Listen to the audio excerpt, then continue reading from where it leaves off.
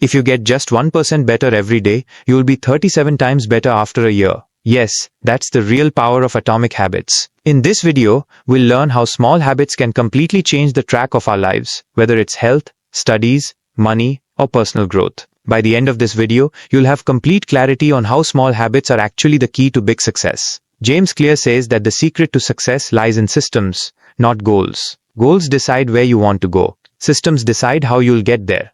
A habit is a system that slowly builds identity. Example: if you study every day right pointing arrow, you're not just a student, you become a learner. This book says, you do not rise to the level of your goals, you fall to the level of your systems. A tiny habit like reading for 10 minutes a day can completely change your life. In this chapter, author James Clear tells us how even small habits can have a deep impact. We think success is a big transformation, but the truth is, it's the combined effect of many small decisions. Success equals 1% better every day. If you just improve by 1% every day, you can become 37 times better after a year. But if you decline by 1% every day, you'll end up worse than before. That's the real meaning of atomic habits. Atomic equals small, habit equals routine. Small, consistent habits, right pointing arrow. Big, long-term transformation. James Clear shares a powerful story. In 2003, the British cycling team was considered the worst in the world. Then, Dave Brailsford was made the coach and he adopted a new strategy. Marginal gains, improve every small thing by 1%. Seat angle, shoe fitting, helmet design, even which pillow improves sleep. In 5 years, a miracle happened. Over 60% gold medals, multiple Tour de France wins, became the most successful cycling team in the world. Small habits are not small. Their impact becomes massive over time. We often ignore small habits because their benefit isn't visible immediately. Like, eating healthy today equals no noticeable change. Skipping gym today equals no major loss. But these very habits slowly shape your identity and your future. James Clear says, habits are the compound interest of self-improvement. When we start a new habit, we don't see results in the beginning. This creates frustration. But the truth is, your efforts are working silently, beneath the surface. James calls this phase the plateau of latent potential. It's like an ice cube. 28 degrees Celsius to 29 degrees Celsius to 30 degrees Celsius to 31 degrees Celsius. Nothing seems to change. But at 32 degrees Celsius, the ice suddenly starts to melt. In the same way your habits are working. The breakthrough is just about to happen. Focus on systems, not goals. People say, I want to lose 10 kilos. I want to become an IAS officer. I want to top my class. These are all goals. But James explains, goals are the outcomes you want. Systems are the processes that lead to those outcomes. If you focus only on goals, success becomes a one-time event. But if you focus on systems, i.e., your daily habits, success becomes repeatable. Your habits build your identity. When a habit is repeated often, it becomes your identity. I wake up early. I'm a disciplined person. I read every day. I'm a learner. James says, every action is a vote for the person you want to become. Now a question for you. If improving by 1% every day can make us 37 times better, have you made your 1% improvement today? Changing your identity is the real habit change. Have you ever wondered, do your habits create your identity, or does your identity create your habits? James Clear says, true change happens when we change our identity, not just our habits. In this chapter, we'll learn how to change our identity so that habits become naturally sustainable. 3 layers of behavior change. James Clear explains that there are 3 levels at which change can occur. 1. Outcomes. I want to lose 10 kilos. 2. Processes. I will exercise every day. 3. Identity. I am a fit and healthy person. Most people focus on the first or second level, but real change happens when we work on the third level identity. Example, I want to quit smoking vs. I don't smoke. In the first sentence, you still see yourself as a smoker trying to quit. In the second, you've already changed your identity. How is identity formed? Your identity is not something you are born with. It is built through your daily choices and habits. Every time you repeat a habit, you cast a vote for the kind of person you want to become. If you read every day, you are a reader. If you save money every day, you are a disciplined person. If you wake up early, you are punctual. Every action strengthens your identity. It's not just behavior, it's a confirmation of who I am. How to rebuild your identity? According to James Clear, there are 2 simple steps to change your identity. 1. Decide the type of person you want to become. Example, I want to be the kind of person who learns something new every day. 2. Prove it to yourself with small wins every day. Example, read for 10 minutes, write down your thoughts, watch a video on a topic. These small victories gradually reinforce your new identity. Why identity-based habits last longer? Let's say you set a goal to go to the gym for 30 days. But once the goal is over, you return to your old habits. Why? Because you still see yourself as a lazy person trying to be active for 30 days. But if you see yourself as someone who loves fitness, then going to the gym becomes part of your identity, not just a challenge. When habits are connected to your identity, you don't need external motivation. Example. There are two people. The first says, I don't really enjoy reading, but I guess I should. The second says, I'm a learner. I love reading. Now think, who is more likely to read consistently? The second person, because they've changed their identity, not just their behavior. The biggest takeaway from this chapter, every habit shapes your personality. So next time you do something positive, whether it's reading a single page or waking up 10 minutes earlier, say to yourself, I'm the kind of person who does this. Your identity is built by your actions, and that identity then influences your future actions. It becomes a positive cycle. End of the chapter, and one powerful question. Now that you know how important identity change is, here's the question. If your old identity keeps pulling you back, what's the most effective way to break it? Find the answer in the next chapter, where we'll talk about how to build good habits and break bad ones. Many people think building habits is difficult, but James Clear has broken it down into just 4 steps. In this chapter, we'll learn how any habit can be built or broken, and how we can use these 4 steps to improve our lives. The 4 laws of behavior change. James Clear explains that every habit is built from 4 steps. 1. Cue, the trigger that starts the habit. 2. Craving, the desire behind the habit. 3. Response, the actual behavior habit. 4. Reward, the satisfying feeling that makes you want to repeat it. It forms a loop that repeats itself. Cue, craving, response, reward, cue again. Understanding this loop is crucial so that we can take control of our habits. There are many cues around us. Morning alarm rings. You brush your teeth, phone notification. You open Instagram, you feel tired. You make tea. Our habits are triggered by cues, and we often react to them without even realizing it. If you want to build good habits, you must first create a strong cue for that habit. Example, if you really want to study, then place your book on the table in advance, so it becomes a visual cue that tells your brain, it's study time. After the cue comes the craving. When your mind anticipates pleasure or comfort, that's what we call craving or desire. Think about it. When your phone shows a notification, your brain releases a small burst of happiness. That's dopamine, and it makes you crave checking it again. The fresh smell of tea brings you comfort, and that craving pulls you toward it. James Clear says, we don't build habits because they are good, we build them because they feel good. If studying feels boring to you, your mind won't be drawn to it. So make studying fun and satisfying. This is how you trigger the craving. After the craving comes the real action. James calls this the response scene, the step you actually take. But if the action is difficult or uncomfortable, you'll likely avoid it. So make the habit easy, so that you do it without resistance. Examples. If you want to read daily, keep the book near your bed. If you want to go to the gym, prepare your workout clothes in advance. The easier the habit, the faster it becomes a part of your life. Every time we perform a habit, our brain looks for the reward, which could be a sense of joy, feeling refreshed, getting praise from someone, or just that small dopamine hit that makes you feel good. James says, asterisk, if the reward is instant and satisfying, the habit forms faster.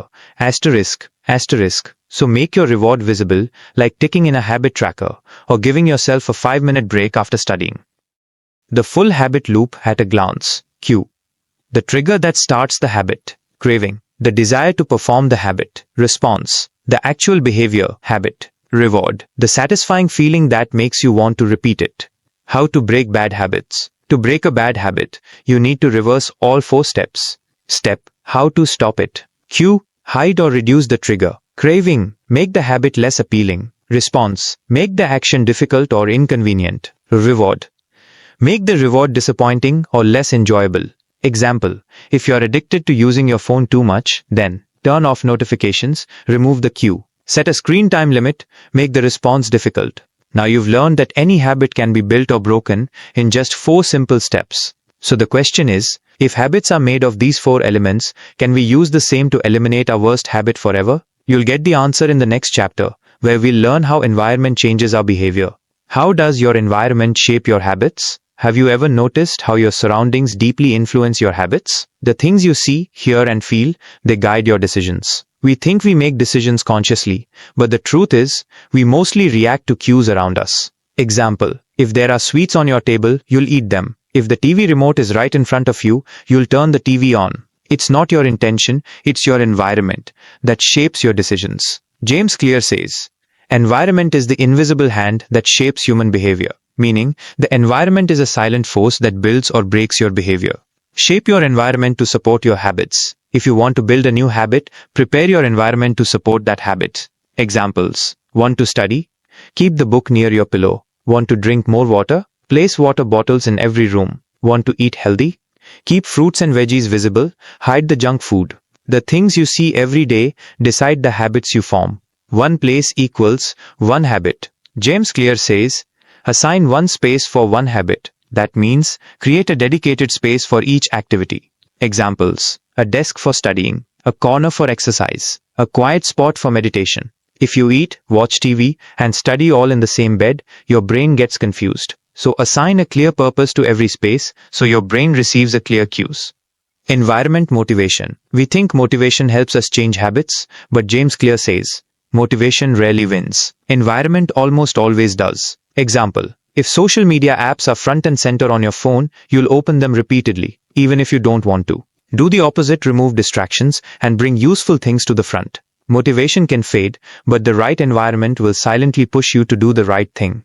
What's visible equals what you remember. Your habits will improve only when good cues are visible around you. Examples, want to do journaling? Keep your journal on your pillow. Want to learn guitar? Keep the guitar out in your room. The more visible the cues, the faster the habit forms. That's why designing a smart environment is even more important than trying to force a habit. Make bad habits harder with your environment. Now the opposite, if you want to quit a bad habit, make the environment inconvenient for it. Examples, remove the batteries from the TV remote. Hide social media apps in a different folder. Keep snacks in a high shelf or hard-to-reach cabinet. The harder a habit is to do, the less likely you are to do it. James Clear gives the example of a hospital where they simply placed water bottles all around. The result? Sales of soft drinks dropped by 11%, sales of water increased by 25%. No advertisements, no motivation, just the environment was changed. This is environment-based behavior change. Remember, your habits won't change until your environment changes. So next time you want to build or break a habit, ask yourself, is my environment suitable for that habit? Are the cues clear for me? Are there any hidden distractions around me? If yes, then change is almost guaranteed.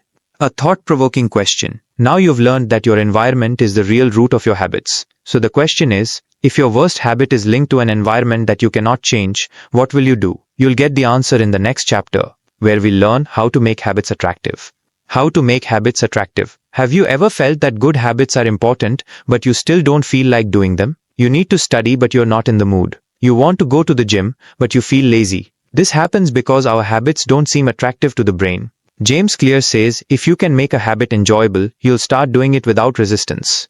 Dopamine, the expectation of happiness. There's a chemical in our brain, dopamine, which is released when we expect something good. Meaning, we start feeling happy even before doing the activity, just from the expectation of it. Examples, you feel excited even before opening Instagram. You crave the aroma of Maggi even before it's cooked. The thrill of online shopping comes even before opening the package. James Clear says, it's not the reward that drives behavior. It's the anticipation of the reward, meaning it's the hope of reward that pushes us forward.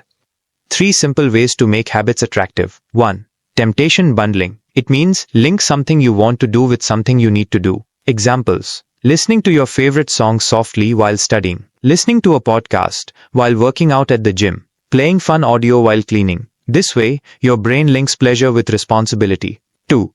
Be around the right people, social influence. James Clear says, we adopt the habits of those around us. Example, if your friends are good at studying, you'll naturally start valuing study more. So surround yourself with people who are hardworking, goal-oriented, positive in their mindset. Their influence will reshape your behavior. 3. Make it a game. We often think that habit equals boring, but if you treat it like a game, it becomes fun. Examples, give yourself a star after every hour of study. Use a habit tracker to see your daily progress. Count your steps and challenge yourself to beat the count tomorrow. When a habit becomes interesting, it becomes easier to stick to. Change your mindset. Mindset matters. Many people think I have to do this. But James Clear says, I get to do this, meaning, I have the opportunity to do this. Think like this. Change, I have to study. I have the opportunity to learn. I have to go to the gym. I have the chance to strengthen my body. This kind of mindset will make your transformation stronger.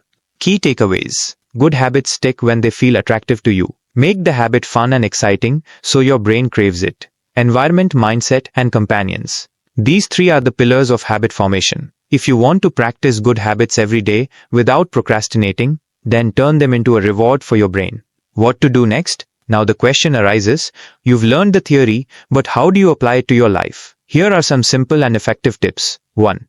Choose one habit and focus on it for 21 days. Pick a small good habit, like meditating for 5 minutes after waking up. Do it daily no matter what. Slowly, it will become a part of your life. 2. Use temptation bundling. Pair the task you avoid with something you enjoy. The habit will become fun. 3. Create a habit tracker. Mark each successful day on a calendar. Set a goal. The chain must not break. 4. Surround yourself with positive people. Follow friends or YouTube channels that motivate you. 5. Change your environment. Remove distractions from your phone. Keep books nearby. Keep your gym bag ready at all times. Final question, now that you've learned how to make habits attractive, if you could choose just one habit starting today that could change your life, what would it be? Be sure to comment below and also let us know which book we should cover next. If you like this video, make sure to like, share and subscribe. Tell us in the comments which small habit could make you successful.